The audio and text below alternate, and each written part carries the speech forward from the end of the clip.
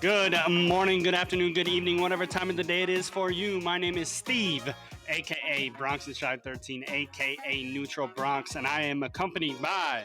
Matt, aka Nerdneck, and today we have episode 5. It's been a long Episode time 5. coming, but we're finally back. We are finally back, man. Got a lot to talk about today. Major four qualifiers have completed just a few hours ago as we're recording this. The MLB has kicked off, the NHL has ended, and the NBA playoffs have begun. So let's get right into it. Lost full moment of the week, Bronx. Why don't you go ahead and get us started? Sure, my lost full moment goes out to the man that broke his ankle this past week, Mr. O'Neill Cruz. Tragic, tragic.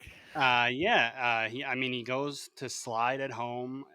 They must have had the contact play on. I guess it's 0-0. Yeah, you must have the contact play on, right? Ground ball right to Yo-Yo at third. He scoops, fires it home. Oh, I don't know if he gets stuck sliding. To be honest, I think it's just a really bad slide. He like goes. If we could show it on here without getting copyrighted, we would. But I mean, he starts the slide maybe 5 feet from home, so it's Yeah, bad. It's and bad. then words are exchanged. Uh, Bench is Seby's yelling clear. at him while he's rolling around in pain on the Yeah. ground, and bench is clear. And Yeah. yeah, I feel bad for the guy, but at the same time, like He did you're it a to professional. himself. Yeah, you're a professional baseball player, and figure out how to slide, I guess. But yeah, what's yours? Mine is goes out to all the umpires in the MLB and Rob Manfred. I'm talking to you. Screw screw the pitch clock. My lost for moment of the week is the umpire calling a pitch clock violation, or sorry, a hit clock violation on Cody Bellinger during his standing ovation on his first game back in LA. It was not tippable from the umpire. Unbelievable. I lost composure, to be honest with you. I would have lost composure. I Yep, mean, that's just that's just unfortunate. I think it's ridiculous, Yeah, especially to in a be moment honest, like that. the yeah, I mean, like I'm okay with the pitch clock, the hit clock. I actually like it in a lot of regards, but issues like that, like, and if you know the rule states the umpire has full control to pause, reset, or shorten the clock as he sees fit. You know what I'm saying? So Mhm. there's nothing in the rule book that says the umpire can't say, look at the clock and say, "Hey, restart it." You know, what I mean, yeah, you have the ability to do that. So I don't know why he chose to do that. Not typical from the umpire, to be honest with you. Mhm.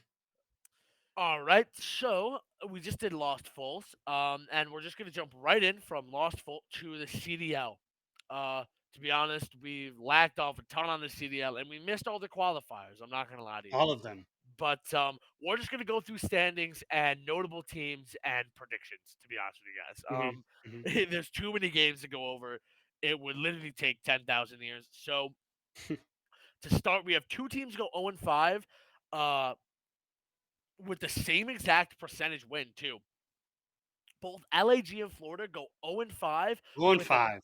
yeah, with a 21.05% map win percentage. So I LAG got 11th. I don't know if it happens to be like KD differential. I don't even know how they do it, but Oh, that's interesting. I don't know. those two teams are down there. London picks up a series against Vegas, who falls to the 5 seed. I don't. That was very interesting that Vegas lost. That Vegas could have went 5-0. But we saw Clay today. They took a dub yesterday, so they go 4-1, first time in winners. Congratulations for them. Ultra, what happened? Is it a fluke? Was the major win a fluke? I don't know. You tell me because they go 1-4. 1 and Uh, 4. I was really surprised when I was looking at that, and they lost to Legion? Vegas. Who else did they lose to? Optic, right? No, I don't think Optic played them. Oh. But I think they played teams that they should have beaten, like the Legion, Yeah. like their only win was the Mutineers. They They lost lost to to Boston in five. Nice. They lost to There's Boston. Seattle They should have in beat Boston. five. They probably should have beaten They Seattle. lost to Atlanta in four. They beat Florida, and then they lost to Vegas. Yeah. So I don't know if it's a fluke. I think I said this. I think off podcast, maybe it was even on stream, but I do think that we've passed the honeymoon phase for them, and they're Mhm, starting to mhm, realize that maybe having a player, while he is, yes, a huge um objective player in Hixie, that somebody that drops point 0.8, 0.85s isn't what you want in a championship roster, right? You see Optic, a team that we'll get to in a minute, their objective player you could say is Ghosty or Hook. And I mean, don't even get me started on Hook this stage. Well, like I said, we'll get to him. He's a 97 overall this stage, but even Ghosty's dropping 1 points and then they're winning, right? And mhm, it's mhm. just I think Hixie was a good pickup for a little bit, and they were able to push through the major. But I just generally think he doesn't have enough production. I think that's the biggest issue. Um, but moving on, Boston, they just barely make winners. They lose to Optic in a match that, like I said, not we'll get to, but we'll get to Optic looking unstoppable right now. Boston just kind of has a rough set, and I'm intrigued that Rocker actually made it in because they kind of got slammed in a few games these qualifiers, but Yeah. they make it into seven. Atlanta kind of looking they're floundering a little bit, to be honest with you. I don't really know what's going on with them. They get 3-0'd by Seattle. Um, who Do else you did they lose to? do you think some of that is their lack of production in Respawn and people figuring out them in search? I think it is. It's one of those where they say kind of the issue Vegas had at the beginning of the year. It's kind of a flip flop, right? Sure, multiplayer or respawn is important, but S&D wins championships. But it's a Yeah. matter of right. If you're losing hardpoint control, hardpoint, you don't get two Right. S&Ds, Right. right? So S&D's good, but you need to be at least good enough to win a respawn and then two S&Ds, Right. right? I And think the that's taking it to a game 5. Who the hell wants to go to a game 5 every time? exactly. And then Yeah. in the championship, in the grand final or the championship, you're gonna go game 7. Who the hell wants to do that? hmm Yeah. It's just we have Vegas, like I said, falling to the five, subliners in the four, Surge in the three, uh, LA Thieves in the two, and the first team to go 5-0 in a First team. qualifying standings this game in the MW2 cycle is Optic Texas. They go 5-0. They beat LA Thieves, New York Subliners, Boston Breach, London Royal Ravens, and who else did they play? Who was their last team that they played?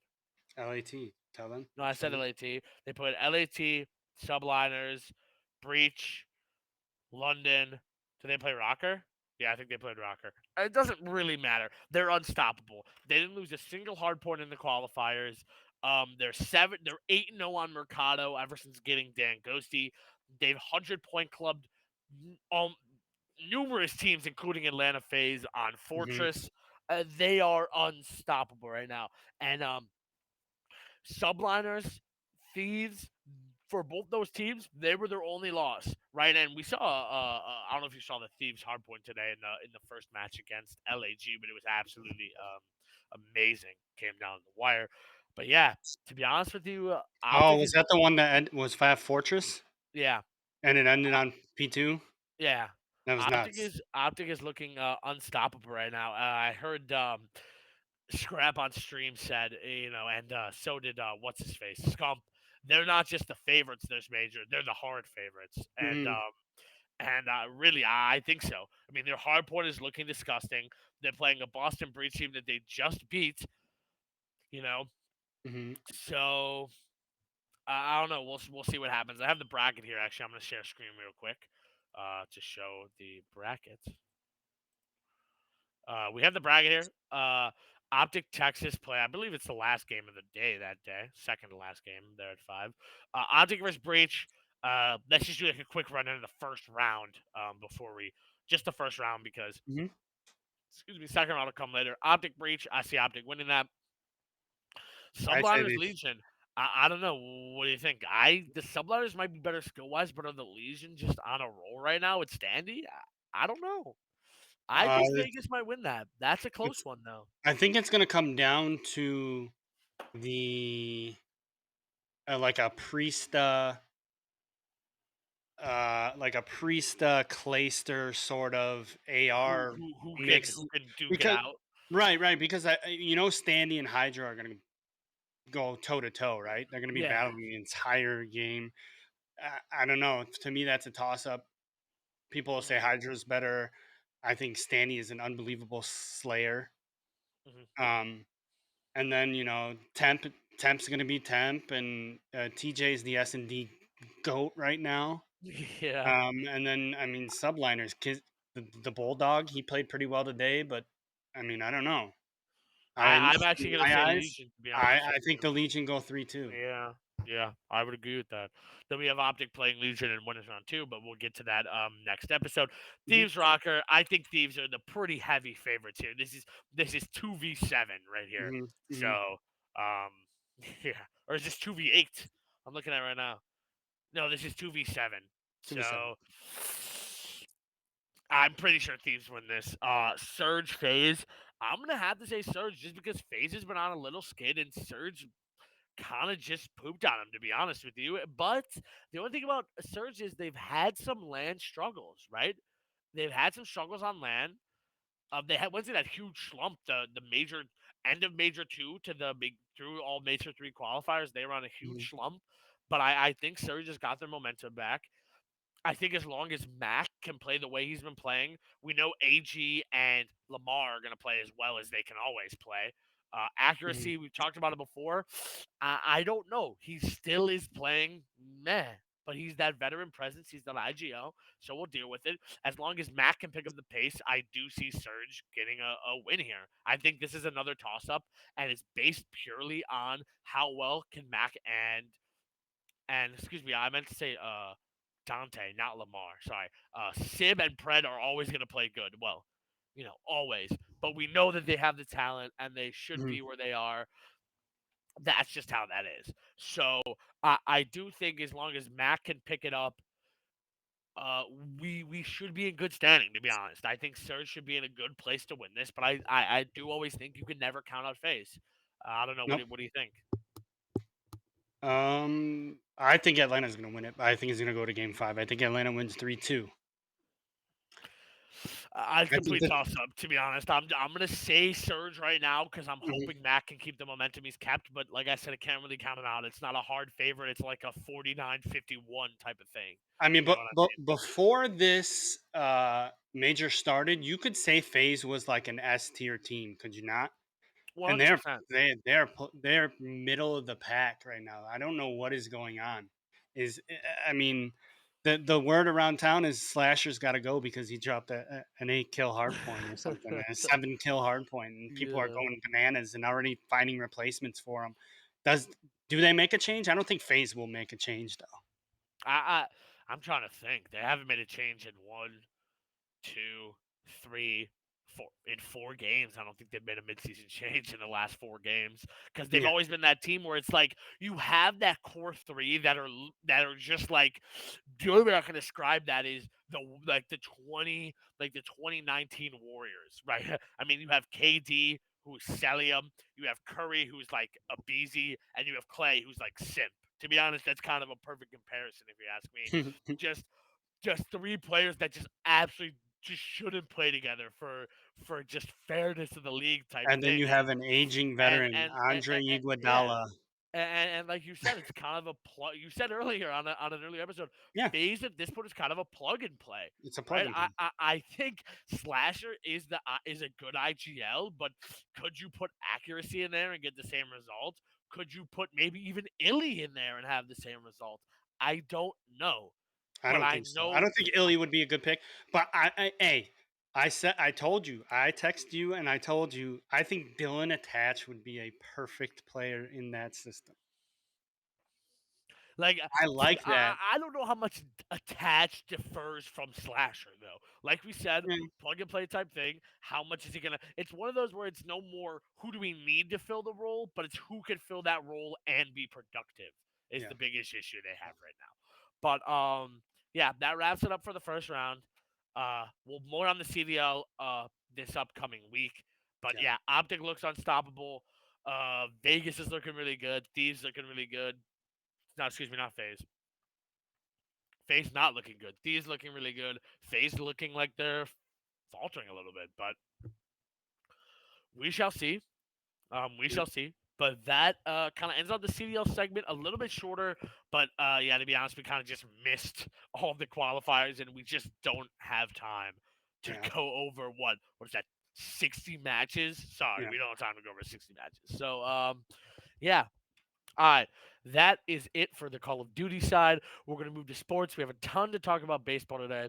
So we are going to speed through the NHL and the NBA. Let's start with the NHL because we know the Blackhawks aren't making the playoffs, but it was a sad day in Chicago as the captain put his final game in the red and white.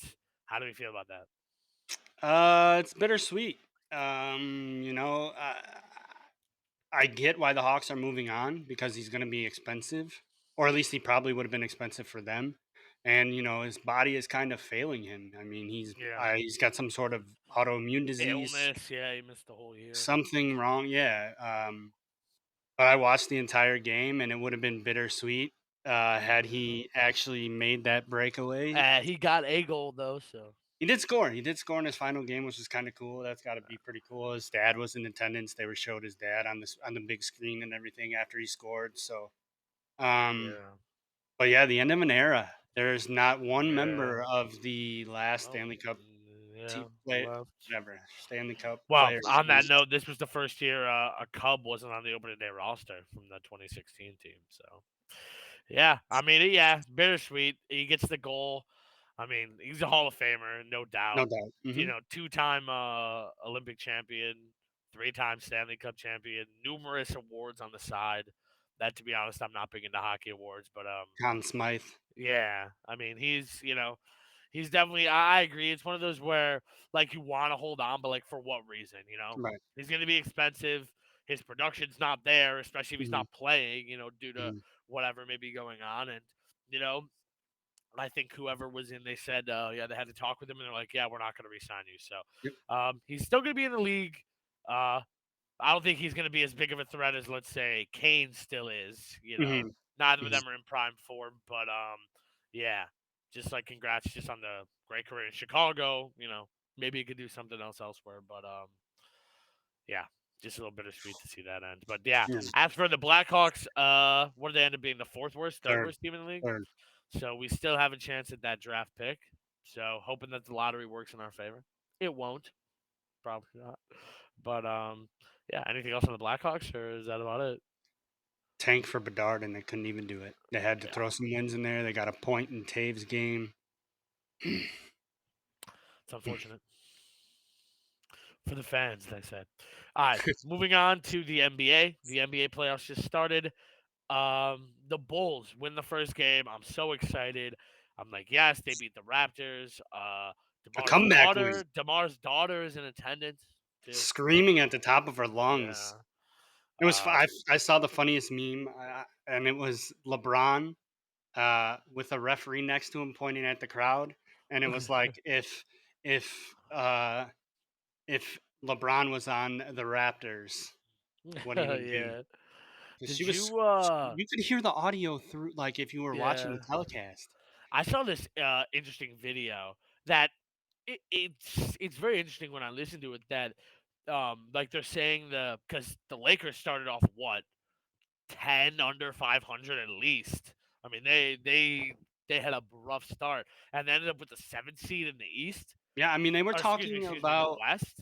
they were And talking about sitting LeBron for the rest of the year yeah, when and he was hurt. the video was talking about how ever since the second half, the Lakers foul and free throw percentage is like up here, but their driving percentage in accordance with the league is like down here. Like they're not going to the hoop that much, but every time they do, they're getting a foul called. And it's Mhm. just interesting. Like, are the refs like? They're not going to win. To be honest with you, I don't think they're going to win. They won tonight. But yeah, but I don't think they're going to win They the whole beat the thing. Grizzlies. I don't think they're gonna win it either, I but think Ja got hurt. Right? Did you see? Ja got hurt. Tyler Hero Yeah. from the Heat got hurt. Giannis got hurt. Interesting. All for the ring, Interesting. man. Yeah, I mean Giannis got a lower back contusion. I don't. I mean I don't. He sat out a half, and Yeah. they lost. They lost to the Heat. Tyler Hero breaks his Oh. hand. John Morant. I don't know if he I broke think his he hand broke his too. hand. I don't know if it's confirmed, but I think he did. Um, yeah, the Bulls. I don't know what kind of position we're looking at right now. We're looking at Lonzo, who's getting a surgery that no NBA player has ever made a full recovery Mhm, from. Uh, DeRozan probably wants out soon. Levine already asked to leave. mhm. I think we were talking about an episode or two ago that window is really coming to a close, but I think we probably reached it. I think last year was our only real shot, and we kind of got smoked in the first round of the Bucks.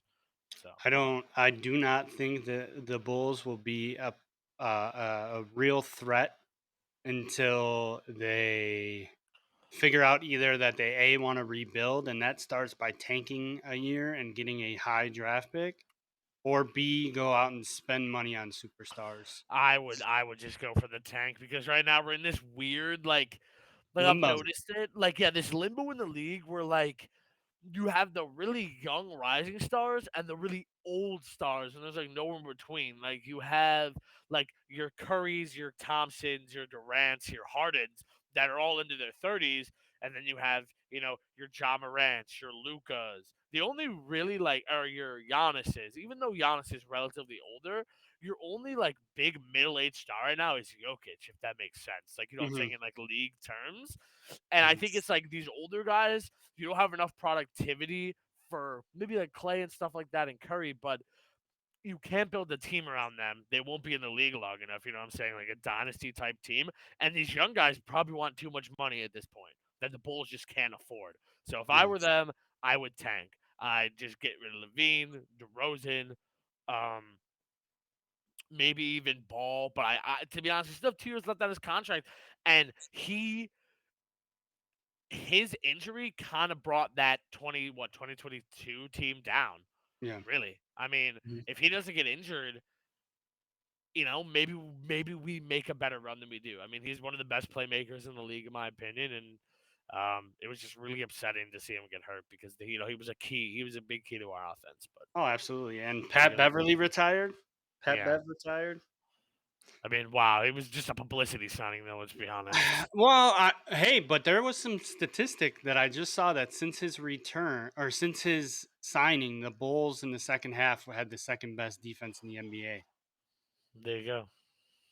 I mean, they held some decent teams to. I mean, they held. They beat the 76ers. Yeah, So yeah, MVP though, Jokic is looking like he's going for the three-peat. So I don't think he's gonna get it. who do you think's gonna get it, Embiid? Joel Embiid. Yeah, Mm. He was still number one in the power rankings, Jokic though. So I don't know. I guess we'll see what happens. We'll let you know what's going on with the postseason as it unfolds. yep, But right now, no Chicago teams are in the playoffs for the 2 seasons that are in playoffs right now. right. Um, anything else on the Bulls you want to touch on? They stink. No, that's it. We're gonna touch really quickly on the NFL, on the Bears. Any predictions you have or new news that came out? Just looking to Um, touch base really quick on this. the latest I heard was there's a few players that they are interested in. I know they met with what's his name, the one from Georgia, not the offensive lineman, defensive lineman, Jalen Carter. Yes, that's it, right? Carter, Jalen Carter. Yeah, they met with him. There's a few other names that I hear. I think they like Paris Johnson. They're also in talks of trading down, which I would not be surprised that if they do. I mean, I would I be happy. saw. I think the Bears have 10 picks in this draft. So They have they've they so a funny little statistic is they have more draft picks in the first 150 than they had in Ryan Pace's entire general manager career with the really, Bears. really, Just this year. that's crazy. That's a typical move by Ryan Um, Coles. really, it But is. It's typical. Oh, the speaking of the NFL, sorry to cut you off, but the no, Washington you're good. Commanders, they sell. They sell. The Yep. what 6 billion? To Yep. be honest, one of the, if not the worst ran franchises in the entire league. So to be honest with Oh you, yeah. I mean, it's just to be honest, I hate to say that it's a good thing, but it is. I think it's a good thing for the league. I think it's a good thing for Washington. I Mhm. think it's just good overall because it was just terribly mismanaged. The writing was on the wall, and I think yeah. All right.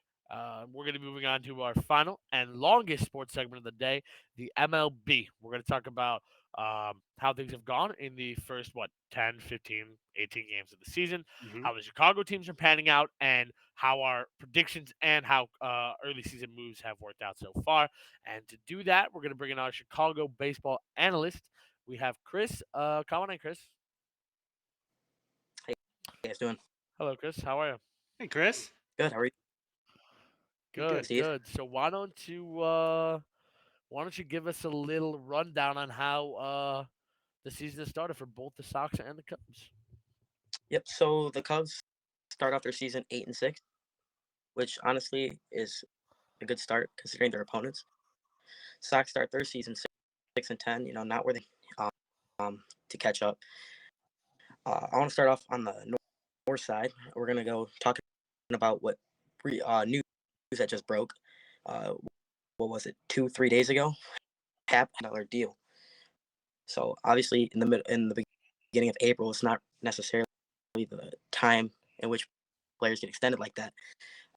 Especially looking back at the guys like Rizzo, Baez, Bryant, Control, it shows that Jed Hoyer, the GM of the Cubs, is out there trying to spend the money, and he's willing to do so, especially on homegrown talent. So I like the move personally, especially on a team-friendly deal. Farm, Pete Crow Armstrong, Kevin Alcantara, that will come up by the time this deal's over.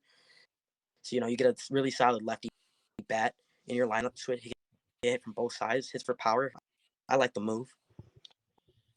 Yeah, so that's the Are you latest at on. all worried though that move specifically, right, in a division where you have a team like Pittsburgh that start off the season relatively hot considering their team, a team like Milwaukee that's good this year, but a team like St. Louis that looks like it'd still be threatening for a year or two, that move could be dead money if the Cubs don't live up to their expectations. That money could just be just basically a cap hit. Yeah, not necessarily. I mean, if you look at Ian Happ's stats, his stats are in the deal. It's only 3 years. He'll be like 32, 33 when the deal's over. So it's not one of those deals where you got a guy till he's 38. So I think he'll be able to produce. Now, the Colorado, they're a threatening team. No matter where they are, they might be having a horrible start to their season. Well, I'll get to that in a little bit. But no, I don't think that's a cap hit necessarily. It just depends. Mean much, but it's just good to see. He just came off an All-Star appearance, so if he does that for the next at least 2 years, it'll probably pay itself off. That's especially for the veteran difference, in my opinion. Um, Not when you got a Hayward like deal where you got a dude for 8 years and Yeah, will hit 175 or 150. whatever it But was. Yeah. Come on, he gave the speech. yeah, oh yeah, the infamous So speech though. didn't that pay off the contract, right? I mean, that's what Cubs fans tell me every time I make fun of them. I mean, No, all right, fine, fair enough. All right. at the Looking at the Cubs' schedule. Oh, sorry, dude. What are you gonna? three. Oh, next, they just finished off the series with the Dodgers. Won the series, so that was a little shocking for a lot of people. But it shows that the Cubs Oakland, so looking for a continue their 3-game or 3 series, I should say, win streak there, and then they come back to Wrigley and take on the Dodgers 4 more times. You should win the series versus Oakland, especially with how hot their starting pitching has been. I mean, their pitching has been quite surprising to say the least. Yeah, what's it called? Quality starts. Same with Justin Steele. Tyone's been kind of shaky to start his year. He went 0-2 and then only 1 run, which they gave up in the ninth, which leads me to my next part. Uh, David Ross, questionable to say the least, what he's done, pitching, Uh, especially yesterday, allowing Michael Fulmer to stay in to close out the game after he's been rocked the first time he faced. I forgot if it was Milwaukee or a home run, but Ross is. I don't know if he's the manager for this team.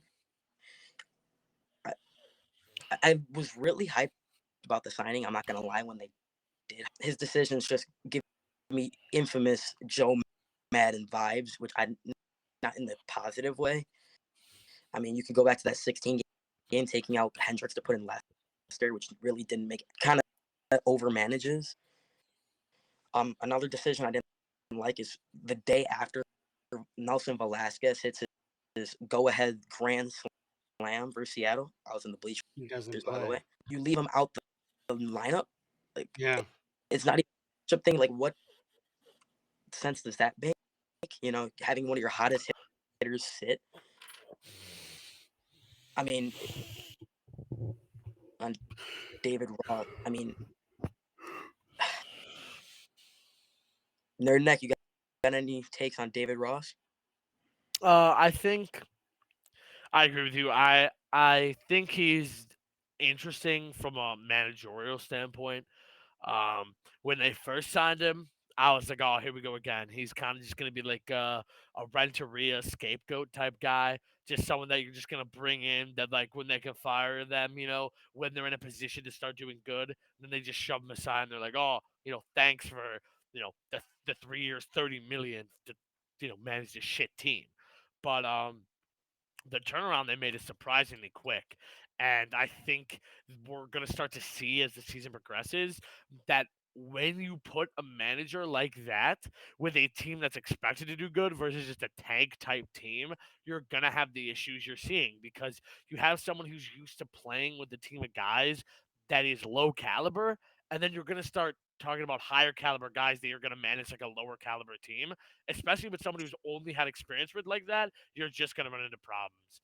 And I think it should Yeah, be interesting to see if he can adapt or if he's just going to kind of lead this team into a wall. So we'll see. They started off the season all right, but like I said, I'm looking at their schedule and they have a easy three game series against Oakland. I agree. It should be a free at least a series win, probably a sweep if you ask me. Then they play the Dodgers. Then it goes San Diego, who's had an okay start. Then Miami, who's done pretty well. Then Washington, then Miami again. So if we're thinking about the Cubs, these next few weeks here could possibly be either really good or they could get really shaky after this Oakland series. So we'll see how they hold up. I don't know, Bronx. Any thoughts on the Cubs before we move on to the South Side? Just sort of my surprise of the year. When we went through with our little preview, um, the main thing I dogged the Cubs for was their rotation, right? And their Hmm. and their bullpen and whatever. And surprisingly, their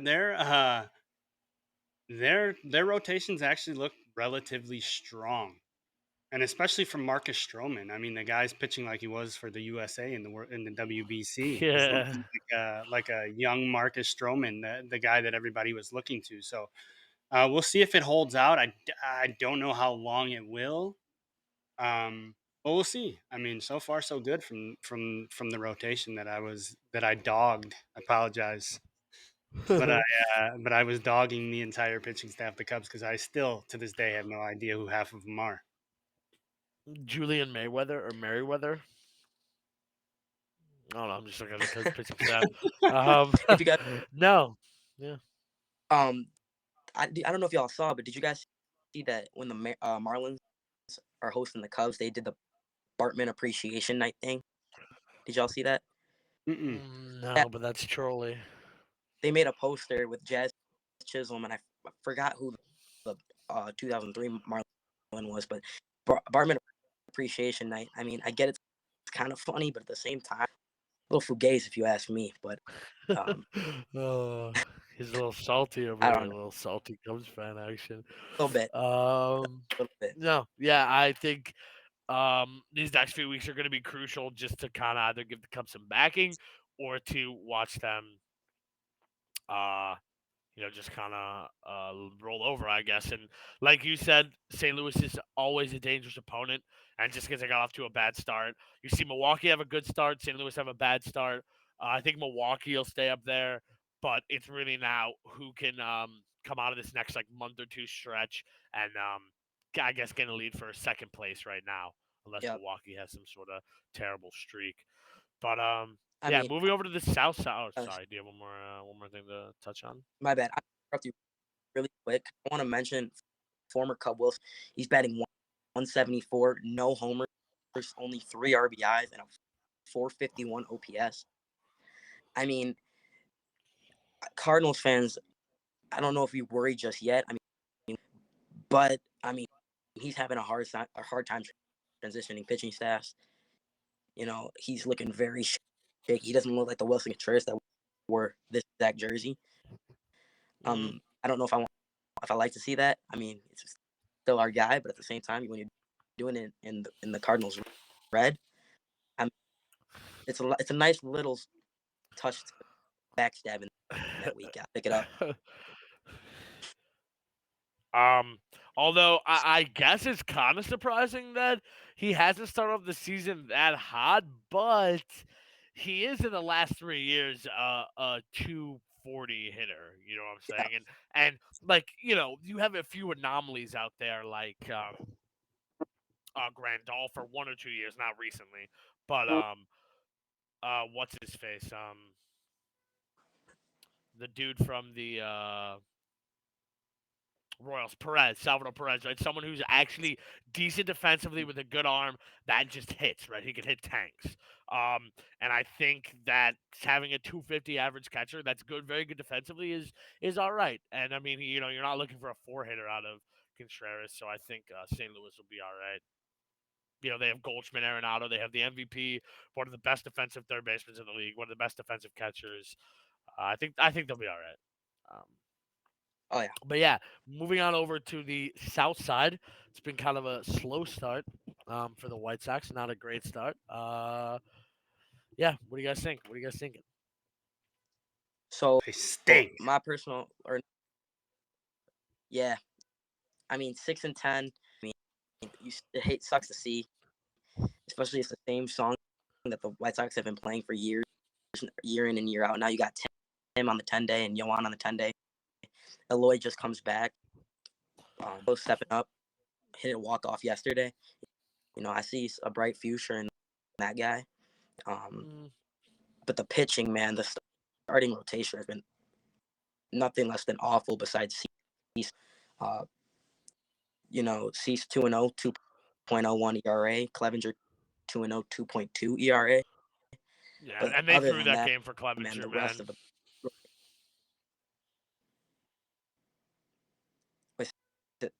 my bad, that kind of cut out. Say that again. No, yeah, no, I just said that the game 2 days ago was it? They threw the Clevenger had a master class. He went like 7 or something, and they ended up losing. I think it was this one. Well, let me see. Looking at Mhm. recent games here. Well, the game today they made two errors, and are they allowed to run 200 runs for Cease today? I mean, look, the starting pitching. Yeah, yeah, it was. He We were went supposed to six have innings. we were supposed to have one of the best in the American League. I mean, you're talking about a guy, Lucas Giolito, who was in the Cy Young race. You're talking about Dylan Cease, who should have won the Cy Young last year. I don't care what anybody says. You got All a star snub. all-star snub. You have a kid, Michael Kopech, who looked lights out at times when he was healthy last year. And then you have Lance Lynn, who was supposed to be Mr. Reliable, Mr. Chew Up Innings. And Yeah. those three, Giolito, Kopech, and Lance Lynn have been awful. I don't think I what I don't think uh, any of them ever win. yeah, I think Lance Lynn's got like a 7.3 ERA. Kopech's Yep. almost 7. Giolito's 6. Like, come on, he's bring the sticky stuff back for Lucas. I want sticky stuff Giolito back when the changeup was unhittable. I mean, he goes Yeah. from being one of the statistically the worst pitcher in baseball to one of the best, almost winning, contending for a Cy Young, to being bad again. I mean, I don't know. Dylan Cease has been the only shining star, and Clevenger's looking like a steal. Yeah. So far, I mean, he Hmm. looks like he's just kind of on a revenge tour type action. Yeah, I think the White Sox have just been The injuries are terrible and just underperformance. I think I said it a podcast or two ago. They have the talent to easily be the best in their division. And I don't know if they're World Series talent level right now, but they had Benintendi.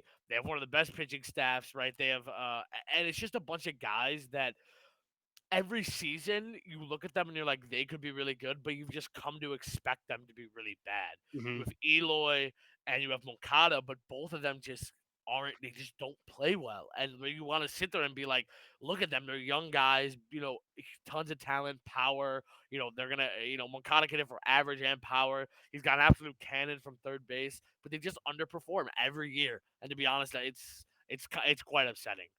It's upsetting. I wouldn't say that Eloy underperforms because when he's on the field, he is a dangerous hitter, and statistics back that. I would just say he needs to stay healthy. That's literally all he needs to The do. team underperforms, whether it's Right, injuries or right. And that I agree with. I mean, TA's hurt again. Do we re-sign him next year? Because I know he's going to want big money, or do yeah. you bring up Montgomery? That's really the call right now. Honestly, I might deal away Anderson at the deadline, depending on his season. I don't know. I wouldn't What be do you think, surprised, and Chris? I Is would that what agree you're with that. thinking? I mean, Is that what you're thinking, Dunker? you know, I'm gonna kind of shift a little bit by saying I don't know why Jake Berger started the year 7 games. He's got a 353 average, 3 home runs, 6 RBIs, and 1,000 slug. I mean, he's just rose to the occasion. He proves that he does not want to be sent back down. White Sox offense to elevate what they're trying to do on the offensive side of the ball. He's a guy that is kind of electric. Today he had an opposite bat in your lineup, and you need to fill these guys up with some electricity. My bad. There you go. But him. Yeah, thank you. Luis Robert Jr. now 290 hitter, 5 home runs, 11 RBIs, 887. This is the Luis Robert that the hype was around, and the number 3 overall prospect, Luis Robert, to really elevate this team, especially rallying the guys, getting away, with all those guys coming together and playing their best level of baseball. This White Sox team is faced the Astros. It wasn't a great series, but it Hey, shows we that they can split get with the there. world champs, though. The Jose I'll take Yeah, it. Altuve World I mean, Champs. Jose Well, Altuve well, lists. there was a statistic. Who were they missing? They were missing Altuve, and they were missing somebody else. I can't think who it was, but they're missing Altuve and Brantley, I think. And those two combined made up for like 66% of their offense or something. Like when they went through the statistics, and it's like, yeah, okay. And it's just honestly, and another person that I think that I wouldn't be opposed to dealing, maybe even before the trade deadline, before while he still has a little bit of stock, is Grandal. He's one of those guys that we got him and we were like, we hope we can get 4 more good years out of him. We got a year and a half, and last year, I mean, even 2 years ago when his batting average was like 230, his on base percentage was still 360. But last year he batted 202 with like a 210 on base percentage, and it's just like, and he sucks at defense. I'm not gonna lie. So I don't really know why he's here if he can't hit. So mhm. I don't know. And Thoughts on the White Sox Punks, Chris? Anyone? a little surprised with Sebi Zavala. I mean, obviously we had that occurrence with O'Neal Cruz. What was that last weekend? But he's really developed, because I remember I didn't play really good well on defense, nor offense for that matter. But he's been pretty solid defensively and offensively. Uh, so if they do decide to deal Grandal, like you said, very decent catcher behind the dish. Now, honestly, I was kind of like during the preseason thinking that the White Sox could maybe make a trade. Chicago Cub Nick Madrigal. I feel like they could Get him use. back. I I think I know it might sound like a hot take, but like you have that power in your lineup. Like you kind of need that guy that's going to be on base to score the runs, and he had his best year of his career so far on the White Sox. So maybe you make the call. I don't know. We'll see how Yeah, it plays outside. He needs more the problem playing the time. problem the problem with that is Nick Madrigal will end up at the bottom of the lineup where he belongs. So he's not going to be on base for anybody really. The key catalyst to that lineup Mm. is Andrew Benintendi and Tim Anderson. And with Tim Anderson hurt, obviously it's Elvis Andrews Yeah, and well, those two. exactly. Yeah, But that was here's the thing. We have Romy Gonzalez. Now that's a prospect that I'm actually kind of interested in. He played a little bit last year. He's gotten a lot bigger and stronger just within the year that I've seen him. He's a solid glove at second base, so I don't think we would ideal. I wanted them to go out and get Adam Frazier. That's the one I wanted them to sign.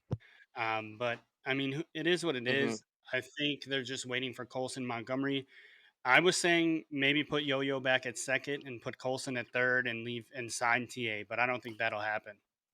yeah, I think I completely agree with it's like the thing about the White Sox hitting especially that I've noticed is it's a very dynamic type hitting thing, right?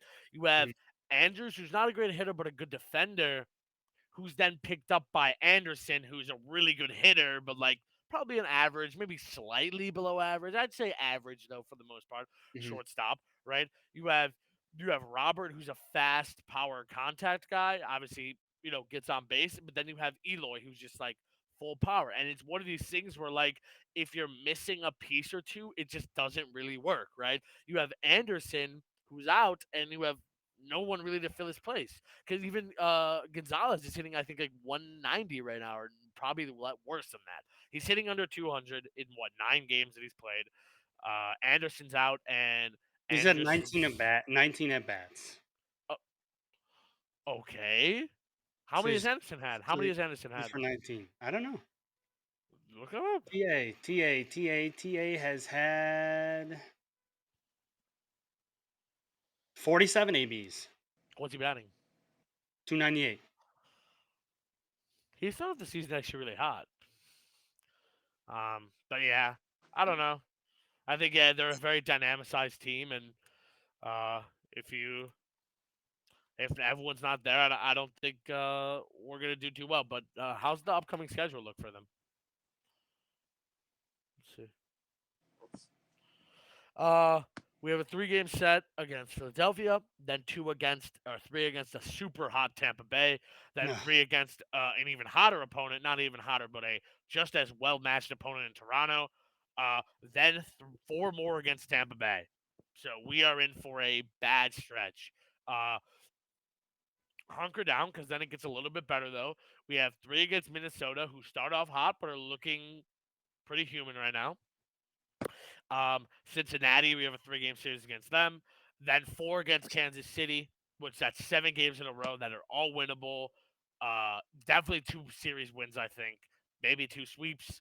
I don't know. Then we have Houston again, then Cleveland, then Kansas City, then a Cleveland, Detroit. So it's one of those where we just have to get over this hump of this Tampa Bay, Toronto, and I think we might see some brighter times ahead. I guess I with the want to Tampa Bay. with on the uh, topic of the Rays.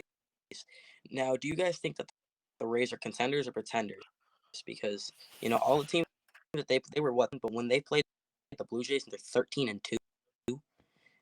Are they one of those teams that are like gonna go far in the postseason if they even make it? Now I know it's not the AL East. They got the Yankees. A very good Yankee team. So I want to get your guys' take on that. What do you guys think about the Tampa Bay Rays? I think they definitely had an easier start than most. I think their games against Toronto really showed that they definitely aren't, let's say, the best team in the league or a team that was about to win 30 straight, right? They And I beat think Tampa. They just beat Tampa Bay 8-1 today. Or Tampa Bay just beat Toronto 8-1 Yep. today. I mean, they they look like lost a the first two well-oiled games. machine. They lost the first 2 games of the series. Yeah, but that's okay. But you come I, back I and beat them understand, 8-1. but I'm saying them facing a Toronto team a team that I'm sorry is a lot higher caliber than the first few teams they played. Um, just proves that yeah, sure, they're definitely high rated, but I think there's two things that are gonna hurt them. One, the division that they play in, and how many times they're gonna have to play those teams, right? And two, a money situation. We saw it happen a few years ago, like the 2018 to 2020 Rays were really good, and they never really went bad, but I don't think they have the market to bring in those one or two guys in free agency to put this team over the edge. Do I think that this team right now is a contender? Yeah, probably. Do I think they're the top contender? No, maybe not. I mean, right now they're at the top of the power rankings, sure. But do I think later on in the season? It's one of those we have to wait and see. If you were to ask me, I'd say no. I don't know. I don't know what you guys think. I mean, honestly, this episode, but I could see this Rays team being a third place team in the AL East. I mean, the Yankees are just too good, in my opinion. Stan when healthy, okay. Rizzo, I see that Yankees team, again, they're always good, but something about the Yankees team screams like 90, 95 wins. I mean, they've gone out. Who have they played? Let me pull it up here. The Blue Jays have played. Oh, they're 10-6 right now. I mean, Yeah. I honestly, if I'm going between when this series shows it, if I'm going between the Rays and the Blue Jays, I'm taking the Blue Jays easily. And I they, think they they the haven't Blue lost Jays a are the more series though. who the The Rays. Yankees, Oh, right? They have 6 losses, but they lose 1 out of 3 in San Francisco, 1 out of 3 in Philadelphia, 1 out of 4 or excuse me, yeah, 1 out of 3 in Baltimore, 1 out of 3 in Cleveland. They split Minnesota, so they haven't lost a series yet, right? They have losses, but it's one of those where like if you go into every 3 game series and win in 2 out of 3 or exactly. split every 2 out of 4, you're looking good. You know what I mean? I mean, if you I'd take that in a the heartbeat. goal. I mean, what is it to win 10 games in a row and then lose 8 and you're every 3?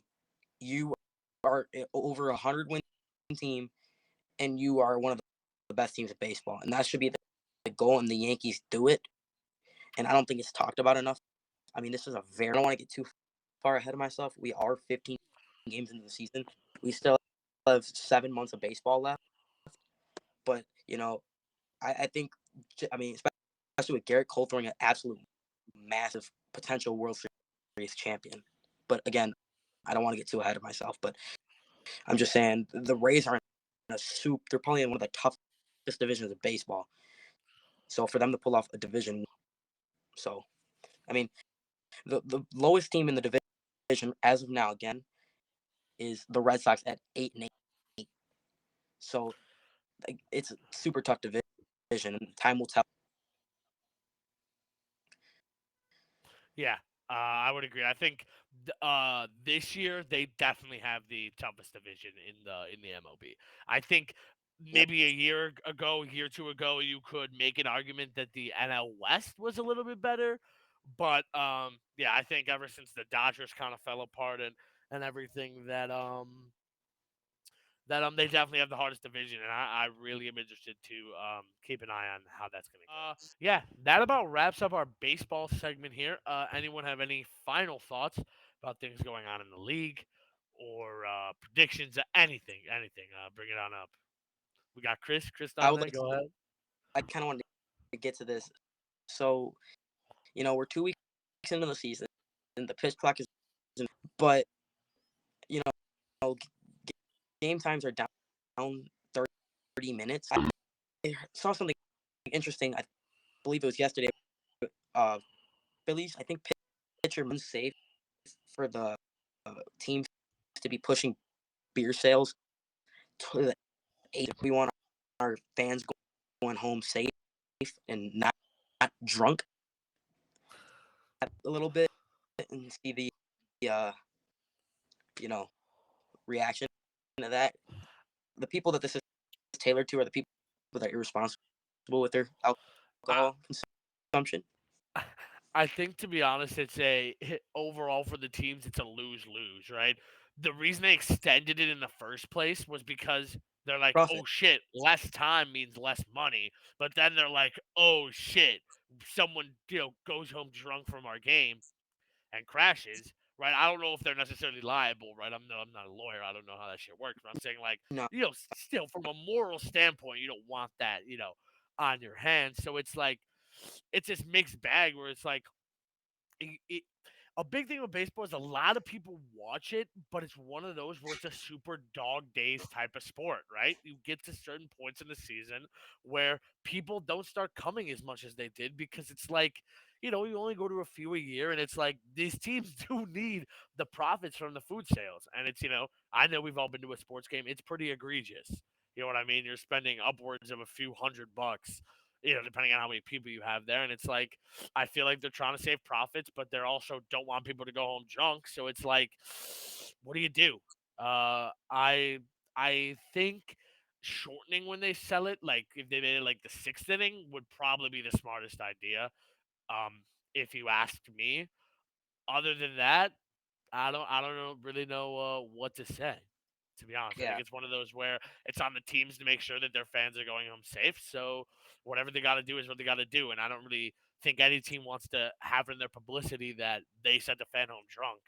Who ended up you know getting in a wreck or something. So I think that's one of those things that we'll see sort itself out because the teams, yeah, they want the money, but they don't want the bad PR.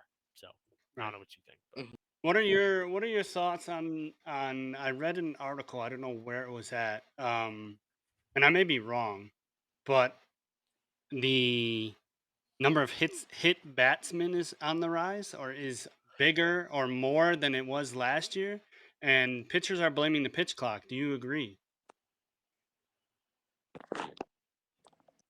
To some extent, jump in there, Matt. But honestly, I think it does have some sort of. I saw a picture, some random picture from Team Canada threw two balls. Now that didn't hit anybody, but what was it? Yesterday or the day before that? Before that, it was what's his name? The face. I mean, when you have grown men throwing a ball, I don't think a pitch clock really helps the situation. Compete, they're out there to win. They don't want that free strike given up. So they're gonna do a baseball. To me, I was never a fan of the pitch clock to start off. I mean, between pitches to locate, and that's a big part of the game is locating. And now obviously, we've seen people get in the face before. Stanton, it's not completely, but I feel like the amount of hit batters is gonna go up. Think about that. You guys can jump in. Um, I agree, and I actually just thought about this though. What if it was like and then when I think about it logistically, it does make sense. But what if it was like a chess type thing, right? Like the pitchers necessarily didn't have to pitch in 20 seconds, but they had a maximum amount of time for the inning, right? So instead of doing the disengagements or the 20 seconds when somebody's on or 15 seconds when nobody's on, you give them, let's say, five, maybe not even 5 minutes, 3.5 minutes, right, of non-engagement time per inning. And once you go over that, then they have to do the 20-second rule. I don't know. Maybe that's dumb, but I feel like maybe that gives them a little bit extra time without. It's one of those where they can go when they see ready to begin, and then once they mismanage their time, then they're on the clock for it. I don't know, but I Yeah, because I mean, you don't I mean, see hardly they don't have time to go back to the rosin, clean cleats. I don't know if that helps. Well, I that's like I said before though, the umpires do have the power to stop reset. So right if the pitcher's like, yo, gotta clean my shoes, the ump will, tick it in the reset. But yeah, to be honest, I thought of that. I think that might actually be a decent right. You give them a time frame, my, and then once that time frame's over, then they have to allow it to the pitch clock. I don't Yeah. know. my several people, half of them like it. Half of them think it's the stupidest idea they've ever heard. Basketball, where I've been to 6 games now, and I've never seen like 3 foul or 3 violations for a pitcher, or 3 violations. You could do that, or you could do something like, you know what I'm saying? Like, maybe make it it's not an automatic strike, or it's not an automatic ball, because I feel like Marcus Stroman got a a violation, so it's automatic ball specifically, and I was just kind of like, that's not really a valid wall. You don't make the rule out in the eighth or ninth inning between players. Know, baseball's built on high leverage situations, so maybe you remove the rule in the eighth and ninth.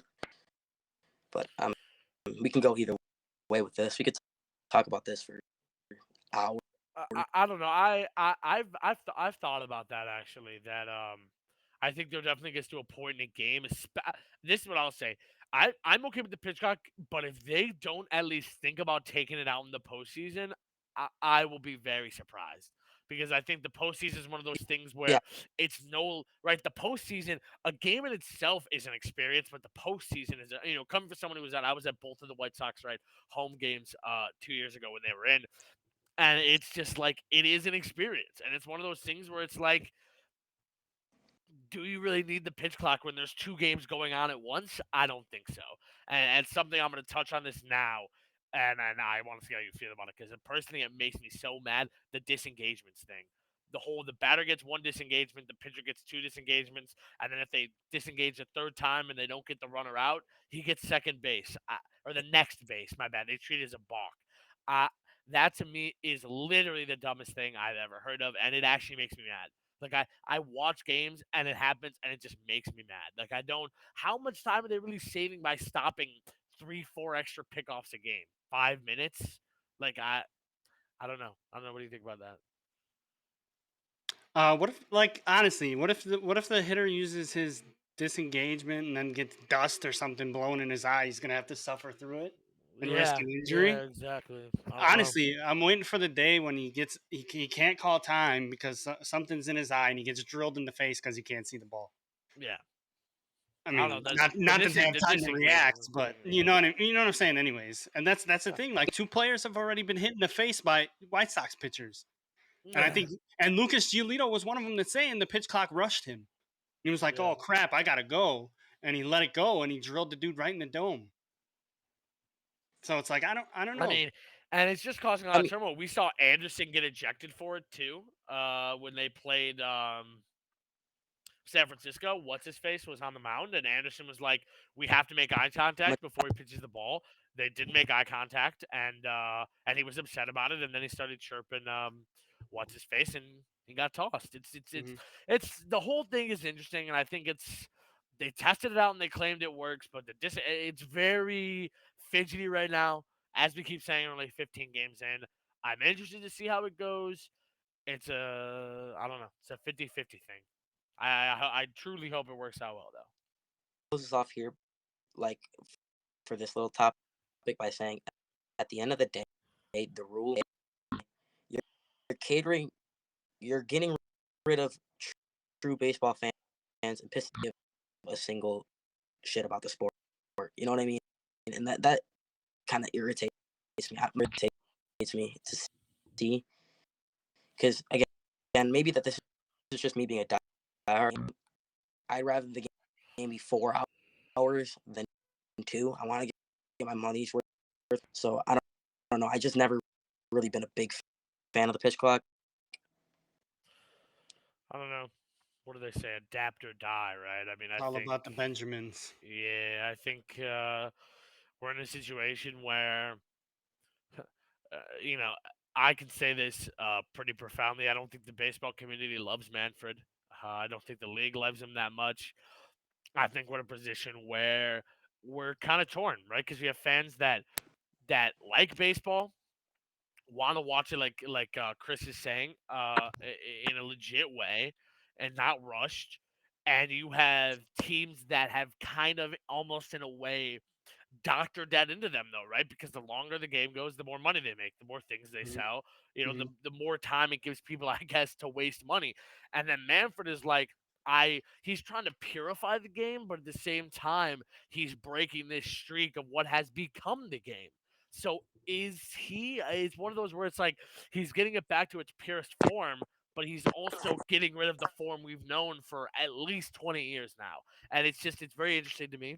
And I think it's one of those where the baseball either has to adapt and figure out what's going on, or we're not. Obviously, the sport's not going to die, but we're definitely going to be in a limbo type state for these next few years, unless we can figure out some sort of either medium, or the baseball community can come to fully accept the new speed variation of the game. yeah. All right. All right, yeah, I think I think that that should does about do it. Huge thank you to Chris here for coming on and CTB. yep, Yes. CTB Appreciate for you. talking with us. He will definitely be back to Mhm, help us mhm. talk about baseball. So yeah, all right, we're gonna end it off with our regain moment of the week. Bronx went first. I will go ahead. My regain moment of the week is Cody Bellinger again, but this time it's him robbing the home run at Dodger Stadium after they had the little pitch clock fiasco with him. Mhm. He goes up, plucks one out of the stands, just really, and then he got booed, which is even funnier. But yeah, just a wholesome moment there from my man Cody. Nice, nice. Mine is the Pittsburgh Pirates. So after O'Neal Cruz goes down and breaks his ankle, the bench is clear, the dust is settled. They go on to beat my White Sox, or our White Sox, 1-0 in that game.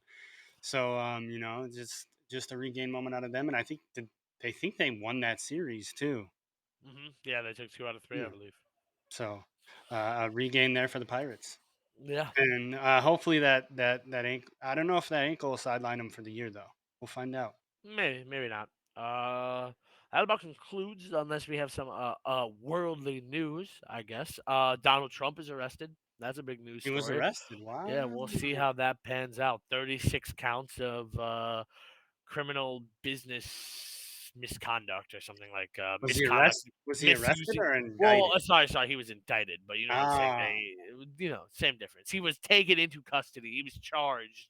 He pleaded not guilty to all 36 counts of, I believe it's falsifying business records. yeah. Um, And now his fundraising has reached a all-time high of 34 million after there his you go. indictment. Bud Light basically fires their entire campaign team as their Yeah. sales go down 80%. We don't get too political here, but I would have to agree with most of the public. It probably wasn't a smart move what they decided to do, but I guess it's a live and learn type thing. Hmm. Uh, yeah, but that about concludes this episode 5 of the Lost Episode World 5. Podcast. Yes, follow all socials, link down below. Always. Uh, Once again, big thanks to Chris for coming on. He will definitely be a regular. We'll I'll have be him back. back. But until next time, this is the Lost World Podcast. I'm Nerd Neck. That's Ron Shah. See you next time. Episode 5.